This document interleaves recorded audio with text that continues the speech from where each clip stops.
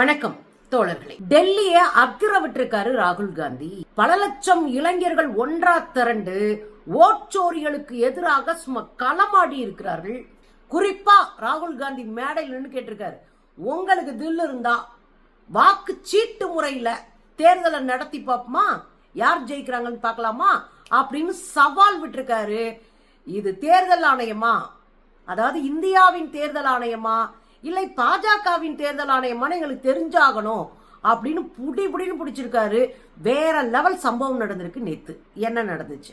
தொடர்ந்து வாக்கு திருட்டுக்கு எதிராக களமாடி கொண்டிருக்கிறார் ராகுல் காந்தி. உண்மையிலேயே பாராட்டணும்.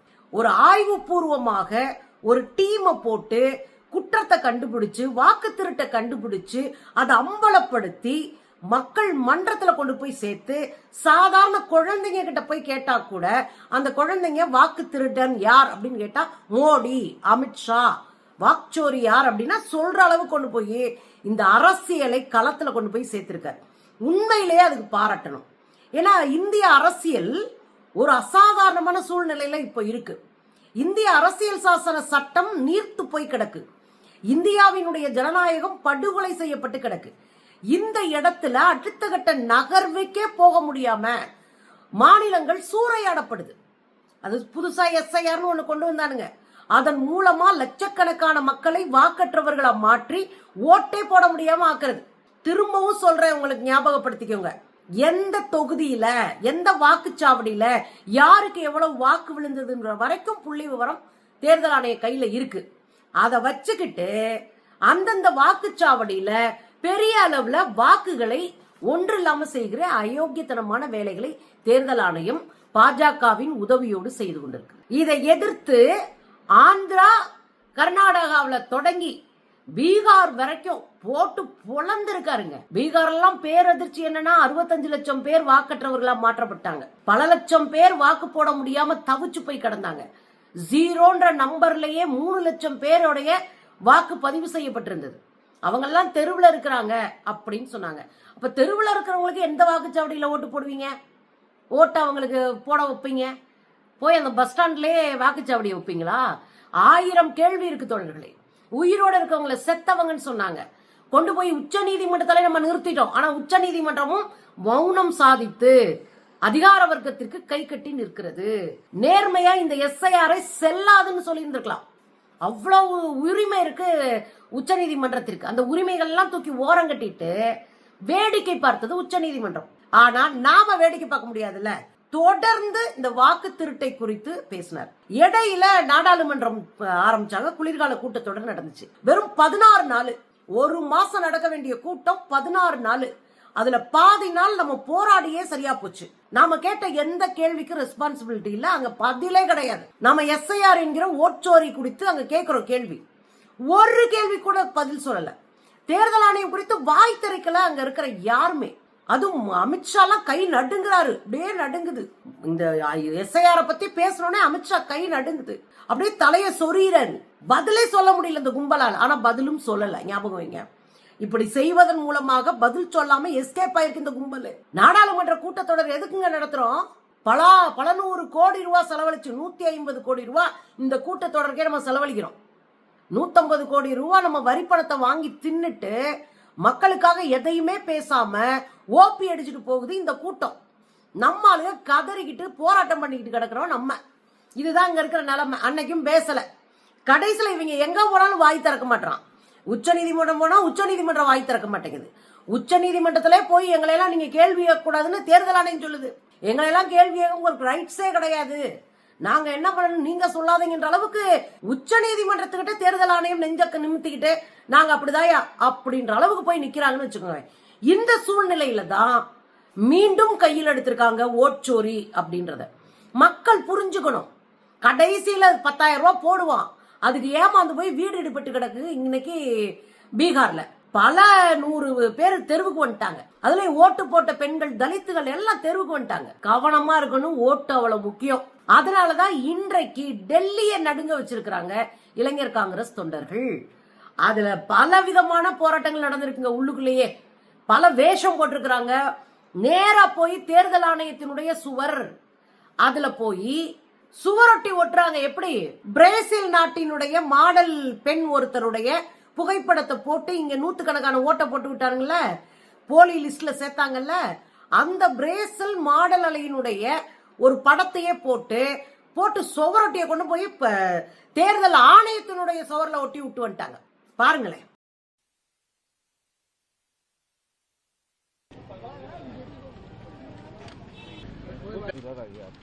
அப்ப பாத்தீங்களா, போஸ்டர்ஸ் அடிச்சு ஒட்டி தேர்தல் ஆணையத்தினுடைய சுவத்துல ஒட்டி தேர்தல் ஆணையத்தை அசிங்கப்படுத்தி இருக்கிறாங்க, கேள்வி கேட்டு இருக்கிறாங்க, சட்டையை பிடிச்சு உலுக்கி இருக்கிறாங்க. ஆனா தேர்தல் ஆணையம் மௌனமாக இருக்கிறது. இன்னொரு பக்கங்க, பெண்கள் கைதி வேஷமும் போலீஸ் வேஷமும் போட்டாங்க. இந்த கைதி வேஷமும் போலீஸ் வேஷமும் போட்டு வர்றாங்க. பத்திரிகைக்காரங்க கேள்வி கேட்கிறாங்க, ஓட்சோரிக்கு எதிராக இப்படி போராட்டம் நடத்துறீங்களா அப்படின்னு. இது வெறும் ஓட்டு திருட்டு மட்டும் இல்லை, இது ஜனநாயக திருட்டு. நீங்க பேப்பரை லீக் பண்ணி திருடுறீங்க. அப்படிதானங்க நீட் தேர்வுக்கெல்லாம் முன்னாடியே கொஸ்டின் பேப்பரை அவுட் பண்ணி விட்டானுங்க. அப்படிதானே பல தேர்வுகள்ல கொஸ்டின் பேப்பர் அவுட் பண்ணி விட்டு கொஸ்டின் பேப்பரை வித்து வாயில போட்ட கும்பல் தானே இந்த பாஜக கும்பல். அதான் அந்த மாதிரி சொல்றாங்க, கொஸ்டின் பேப்பர் லீக் பண்ணி திருடுனானுங்க, பெண்களை பாலியெல்லாம் சுரண்டி திருடுனானுங்க, இன்கம் டாக்ஸ்ன்ற பேர்ல திருடுனானுங்க, உழைப்பை எங்களுடைய உழைப்பை முழுவதும் சுரண்டி சுரண்டி திருடுனானுங்க. கடைசியில எங்க வந்து நிக்கிறானுங்க, ஓட்சோரியில வந்து நிக்கிறானுங்க. கடைசியில எங்களை இந்த நாட்டினுடைய குடிமக்களே இல்லை என்று மாற்றி ஓட்ட புடுங்கிட்டு எங்களை தெருவில் நிக்க வச்சிருக்காங்க அப்படின்னு அந்த அம்மா நெஞ்ச நிமித்திட்டு அடிச்சிருக்காங்க. பாருங்களேன். ये पेपर लीक की चोरी है, ये महिला अपराध की चोरी है, ये महंगाई की चोरी है, ये बढ़ते टैक्स की चोरी है, ये हर तरीके से जनता को लूटने की चोरी है। वोट चोरी जो होती है वो इस देश में एक सबसे बड़ा अपराध है, सबसे बड़ा अपराध है। ராம்லீலா மைதானத்துக்கு போறாங்க. இந்த போராட்டம் எங்க நடக்குதுன்னா ராம்லீலா மைதானம். இந்த ராம்லீலா மைதானத்துல தான் பெரிய பெரிய போராட்டங்கள்லாம் நடந்திருக்கு. அது முக்கியமான இடம். பெரிய கூட்டம் வருகிற மீட்டிங்ஸ் எல்லாம் அங்கதான் நடக்கும். லட்சக்கணக்கான இளைஞர்கள் நேற்று திரண்டிருக்கிறாங்க. மைதானத்துக்குள்ளேயே 1.5 லட்சம் பேருக்கு மேல நிக்கிறாங்க. மைதானத்துக்கு வெளியேயும் பல லட்சம் பேர் நின்றுக்கிறாங்க. பொதுமக்கள், காங்கிரஸ்காரங்க, மாற்று கட்சி, இந்தியா கூட்டணின்னு ஒரு பெரிய திரள் அங்க போய் நின்றுருக்கு. பாருங்க.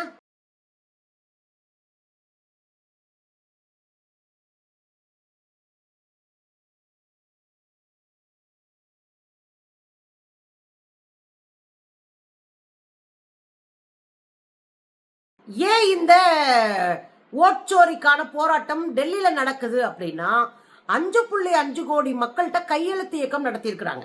இந்த ஓட்டு திருட்டுக்கு எதிராக 5 கோடிக்கு மேல நெருக்கி 5.5 கோடி மக்கள் கையெழுத்து போட்டிருக்கிறாங்க.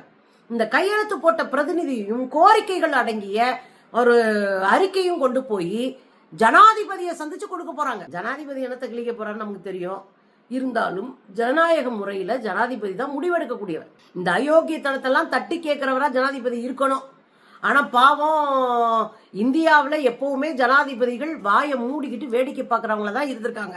அப்படி இருக்கும் போது வேற வழி இல்ல. இந்திய அரசியல் சாசனம் கொடுத்திருக்கிற ஒரு வழி ஜனாதிபதியை சந்தித்து தீர்வை நோக்கி அவர்களை கேட்கிறது அப்படின்ட்டுதான். அதுக்காக போய் கொடுக்க போறாங்க. அதனாலதான் இந்த கூட்டத்தையே டெல்லியில நடத்தி இருக்கிறாங்க. இந்த கூட்டத்துல ராகுல் காந்தி அவர்களுடைய பேச்சு ரொம்ப முக்கியமான பேச்சா பார்க்கப்படுது. சவால் விட்டுருக்கிறாரு, நாங்க ஆட்சிக்கு வந்தா என்ன நடக்கும்னு சவால் விட்டுருக்காரு. ஒண்ணு, வாக்கு திருட்டு இந்திய அரசியல் சாசன சட்டத்தின் மீது தொடுக்கப்பட்டிருக்கிற போர் அப்படின்னு இருக்காரு. உண்மைதானே? இந்திய அரசியல் சாசனம் நம்ம கொடுத்திருக்கிற மிகப்பெரிய வாய்ப்பு வாக்கு. அந்த மிகப்பெரிய வாய்ப்பான வாக்கை ஒழிச்சு கட்டிட்டு நம்ம அடுத்த தலைவர்கள் யாரை தேர்ந்தெடுக்கணும்ன்ற உரிமையை பறிச்சுட்டு நம்ம நிர்கதியாக ரோட்ல நிறுத்தி இருக்கிறது இருக்குல்ல, இதை நம்ம கை கட்டி வாய் மூடி நின்று வேடிக்கை பார்க்கிற கொடுமை இருக்குல்ல, இது நிகழக்கூடாது. இது அரசியல் சாசன சட்டத்தின் மேல் தொடுக்கப்பட்ட போர் அப்படின்னு அறிவிச்சிருக்கிறார். தேர்தல் ஆணையமும் பாஜகவும் சேர்ந்துதான் வேலை பார்க்கறாங்க. உங்களுக்கு நல்லா தெரியும். தேர்தல் ஆணையர்கள் 3 பேரும் அவ்வளவு கைகட்டி வாய்ப்பொத்தி அடிமையா பாஜகவுக்கு தொண்டூழியம் செய்து கொண்டு இருக்கிறாங்க. அதனாலதான் கேட்கிறாரு, தேர்தல் ஆணையம் பாஜகவுக்கு தொண்டு செய்து கொண்டிருக்கிறது, சேர்ந்து அத்தனை ஓட்டு திரட்டையும் செய்யறாங்க. இதை நம்ம அம்பலப்படுத்தின உடனே மோடி அதிர்ச்சி அடைஞ்சிட்டாரு. மோடி நாடாளுமன்றத்தையே 10 நாள் வரலங்க, பயந்து ஓடுறாரு. கேட்ட கேள்விக்கு பதில் சொல்ல முடியாம இன்னொரு நறுக்குன்னு ஒரு கேள்வி கேட்டிருக்காரு ராகுல் காந்தி. நீங்கள் இந்தியாவின் தேர்தல் ஆணையமா இல்லை பாஜகவின் தேர்தல் ஆணையமா? பதில் சொல்லுங்க. இந்தியாவின் தேர்தல் ஆணையம் என்றால் அனைத்து கட்சிக்கும் பொதுவான சட்டதிட்டங்களை முடிவுகளை தேர்தல் ஆணையம் எடுக்கணும். சேஷன் ஒரு ஐயா இருந்தாரு தலைமை தேர்தல் ஆணையரா. அன்னைக்கு காங்கிரஸ் ஆட்சியில் இருந்தது. தேர்தல் ஆணையத்தினுடைய தலைவரா சேஷன் TN சேஷன். அவரெல்லாம் பயங்கரமா அடிச்சு ஆடினவர். எந்த கட்சியும் மதிக்கிறது இல்ல. நாங்க ரூல்னா ரூல் தான். காங்கிரஸ் அப்ப ஆளுங்கட்சி, காங்கிரஸ்வே அடிச்சு ஓட விட்டவர் தமிழ்நாட்டுக்காரரு. நான் இன்னொன்னு கேட்கிறேன், அந்த காலத்துல அப்படி இருந்தவங்க எல்லாம் உண்டுங்க. இன்றைக்கு தேர்தல் ஆணையம் என்ன செஞ்சிட்டு இருக்கு? கைகட்டி ஏவலாளர்களாக நின்று பணிந்து பாஜகவுக்கு தொண்டாட்டிட்டு இருக்கு. அதைத்தான் அவர் கேட்கிறாரு. நீங்க இந்தியாவுக்கு தேர்தல் ஆணையமா இல்லை பாஜகவின் தேர்தல் ஆணையமா? பதில் சொல்லுங்க. இதுவரை 1000 குற்றச்சாட்டு வச்சாச்சு, 1000 ஆதாரங்களோடு நிரூபிச்சாச்சு. ஆனா தேர்தல் ஆணையம் வாயே திறக்கல. ஏன்? வாய் திறந்தா சிக்கிக்குவோம், கடந்து போறதுதான் புத்திசாலித்தனம்னு தேர்தல் ஆணையம் கடந்து போகுது. அதுல ரொம்ப முக்கியமான ஒரு இடம் இருக்குங்க. தேர்தல் ஆணையத்தை நீங்க கேள்வியே கேட்க முடியாது. தேர்தல் ஆணையர்கள் மீது, தேர்தல் ஆணையத்தினுடைய தலைவர்கள் மீது நீங்க கேஸ் கூட போட முடியாது. சட்டத்தை திருத்திட்டாரு 2023 மோடி. தேர்தல் ஆணையத்தின் மீதோ தேர்தல் ஆணையர்கள் மீதோ நீங்க எந்த வழக்கையும் எப்போதும் புனைய முடியாது. அந்த சட்டத்தை கொண்டு வந்துட்டார். அதான் கேள்வி கேட்கிறாரு. இப்படி ஒரு சட்டம் ஜனநாயக படுகொலை இல்லையா? ஒருத்தர் கேள்விக்கே அப்பாற்பட்டவர் இருக்காரா? நம்ம சாமியவே கேள்வி கேட்கிறவங்க. கேள்விக்கு அப்பாற்பட்டவர்கள் அதிகாரத்தில் இருக்கிறவங்க இருக்க முடியுமா? அதுதான் நம்ம கேள்வி. அப்ப அவர் தெளிவா கேட்கிறாரு, நீங்க ஒரு சட்டத்தை உருவாக்குறீங்க, அந்த சட்டத்தின் மூலமாக கேள்விக்கு அப்பாற்பட்டவர்களாக தேர்தல் ஆணையத்தையும் தலைமை தேர்தல் ஆணையர்களையும் வைக்கிறீங்க. இப்ப அவர் பதில் சொல்றார், நாங்க ஆட்சிக்கு வந்தால் என்ன பண்ணுவோம்? முதல்ல இந்த சட்டத்தை தூக்குவோம். 2வது, இதுவரை ஆடிக்கொண்டிருந்த தேர்தல் ஆணையர்களை தூக்குவோம். தூக்கிட்டு சட்டத்தின் முன்னாடி நிறுத்தி அவர்களுக்கு கடுமையான தண்டனை பெற்றுக் கொடுப்போம் அப்படின்னு சபதமே பண்ணியிருக்கிறாரு மேடையில. மோகன் பகவத் ஒரு முக்கியமான வார்த்தையை பேசியிருக்காரு. உலகம் உண்மையை பார்ப்பது இல்லை, உலகம் அதிகாரத்தை தான் பார்க்கிறது அப்படின்னு சொல்லியிருக்காரு. அதை மேற்கோள் காட்டி உலகம் அதிகாரத்தை பார்க்கும் சொல்றீங்க, நாங்கள் அதிகாரத்திற்கு வந்தால் உண்மையின் பக்கம் நிற்போம்.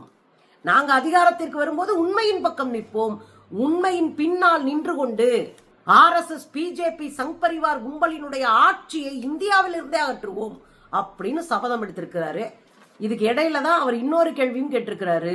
தெளிவா, வாக்குச்சீட்டு முறைப்படி ஓட்டுன்னு ஒன்று நடந்தா பாஜக ஜெயிக்குமா? உங்களுக்கு தில் இருந்தா வாங்க, வாக்குச்சீட்டு முறையில நம்ம ஓட்டு போட்டு பார்ப்போம் அப்படின்னு சவால் விட்டுருக்கிறாரு. என்னைக்கு பாஜக சவாலுக்கெல்லாம் வந்திருக்கு, வந்தமா வேலையை முடிச்சுமா கப்சிப்புன்னு ஓரமா ஒதுங்கி போனோமான்னு போயிடும். ஏன்னா சவாலுக்கெல்லாம் தலையாட்டினோம்னா சிக்கிக்குவோம். அது பாஜகவுக்கு தெரியும். எனவே தெளிவா இன்னைக்கு அடிச்சு ஆடி இருக்கிறாங்க. டெல்லி பதற்றத்துல இருக்கு, டெல்லி பற்றி எரிகிற ஒரு சூழல்ல இருக்கு. இளைஞர்கள் அரச பயங்கரவாதத்திற்கு எதிராக திரண்டு இருக்கிறார்கள்.